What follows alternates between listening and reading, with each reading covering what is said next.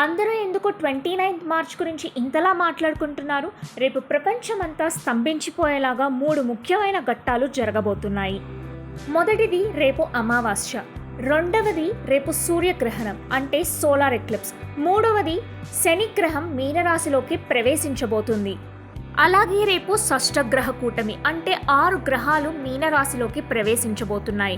ఇలాంటి పరిస్థితుల్లో మనం ఎటువంటి విషయాల్లో జాగ్రత్తగా ఉండాలి అంటే ముఖ్యంగా మనం ఇష్టమైన దైవాన్ని స్మరించుకోవాలి. నల్ల దుస్తులను ఎంత వీలైతే అంత అవాయిడ్ చేయాలి. ఎల్లో ఆర్ వైట్ కలర్ డ్రెస్సెస్ని మనము ప్రిఫర్ చేయాలి. ఏదైనా బిగ్గర్ డెసిషన్స్ తీసుకుంటుంటే వాటిని పోస్ట్ పోన్ చేయడం చాలా అంటే చాలా బెటర్.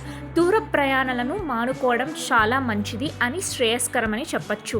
అలానే మన ఇంట్లోని పెద్దవాళ్ళతో కుటుంబ సభ్యులతో ఎటువంటి తగాదాలు పెట్టుకోకుండా ఉండాలి. మనం ఏదన్నా జాబ్కి సంబంధించి కానీ లేకపోతే ఇంకేమన్నా పెద్ద పెద్ద డెసిషన్స్ కానీ అవాయిడ్ చేయాలి. ఒక పీస్ఫుల్ లైఫ్ అనేది ప్రశాంతమైన జీవితాన్ని అనేది రేపు మరియు ఎల్లుండి గడపాల్సి వస్తుంది.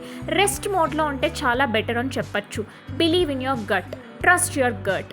Thank you so much for watching.